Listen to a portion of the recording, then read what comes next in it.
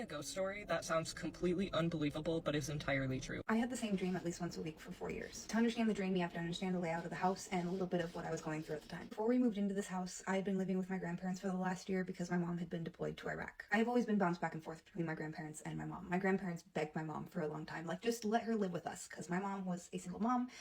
She wasn't a very good mom, in my opinion. Our relationship has always been very strained. My mom was deployed when I was in 8th grade, so I was in middle school. My grandma got me and we sat down and had a very long talk. Because you can even see in pictures that for a middle schooler to look as if she does not want to be alive, to look this depressed and sad, like, it was scary, and it scared my grandma. And she sat down with me and said, you know what, we're going to take this year and we're going to work really hard on your self-esteem, on your self-worth. Like, you're going to be a happier person. You deserve to be a happy person. My mom got back from her deployment and I was like a total 180, a totally different kid. I was actually smiling. I had friends. I was doing sports. I was doing band. Like, I was actually thriving. My mom got back from her deployment. She married my stepdad. They bought a house and she came to get me from my grandparents. My mom and my stepdad sat with my grandma and my papa and me and looked at my grandma and said, you ruined my daughter.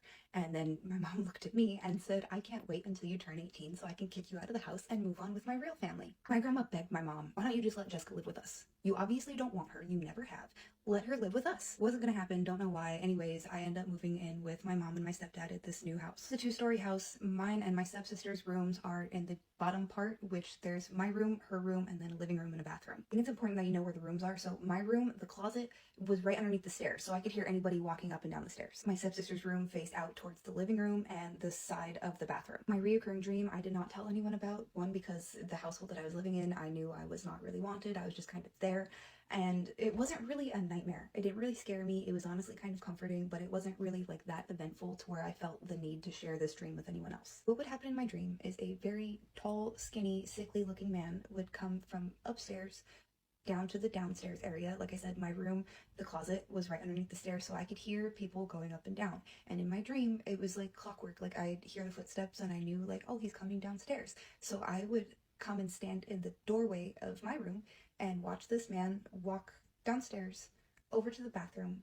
He'd turn the lights on and off a few times. He would turn out of and like stand in the doorway of the bathroom and look at me, and then he would walk out the backyard and just kind of like disappear. There were no words exchanged. Like I said, this man looked very sickly. I remember him being very tall and wearing a long trench coat, and like I remember his fingers like vividly because the coat like hung off of him and it hit him like right about here on the fingers, and his fingers looked really skinny and bony and just scary, but I wasn't scared. I've always been very active in my sleep. My mom used to not let me sleep with her after I had a nightmare when I was a kid because she said that I would kick and punch and scream. I still talk in my sleep, and it seems like when I'm really, really stressed out and going through a lot of stuff, that's when I start sleepwalking. My stepsister said that a few times because she would sleep with her door open sometimes, and she said that I would get up in the middle of the night, go over to the bathroom, turn the lights on and off a few times, turn around and look at my bedroom door, and then just go back into bed and shut the door. And like, I didn't remember any of this. She would tell me this and she wasn't freaked out,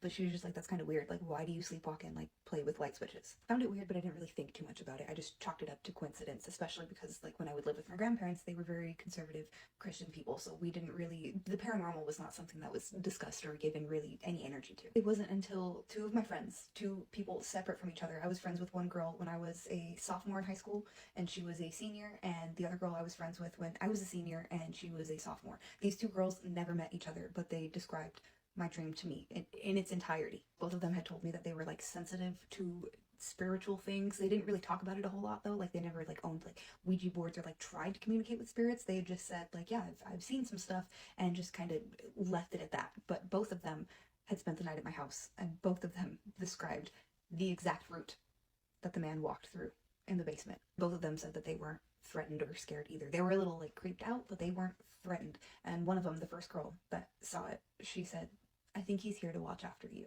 My boyfriend still to this day likes to make the joke that something is attached to me, is following me, and I don't totally discount it. I've never personally seen anything, and I have not had that dream ever since I turned 18 and moved away from my mom and that house. But things do still kind of happen. Like, pictures will come off the wall, and it's weird because I used like the wall hooks, so they can't just like come off. You'd have to pick them up, and they have to come up and out. And that kind of, I can find reasons why that might happen, like rational reasons, but the one thing that I can't explain away that I still get every once in a while is breathing. I hear breathing every once in a while I'm sleeping in my bedroom, no matter what bed. This has happened at a few different bedrooms, but my cat hears it. My cat Lily, she always sleeps on my chest or on my side, and I'll hear it's the same thing. It's like a sigh, and I always look at my cat and like her ears go back. She doesn't like try and attack anything, but she looks in the exact same spot that I hear the breathing. Again, I don't ever feel scared. I don't ever feel threatened. It is kind of almost like a comforting thing. I don't really talk to it. I've never seen anything. I have not had any like weird recurring dreams ever since my time in high school. But yeah, that's my story.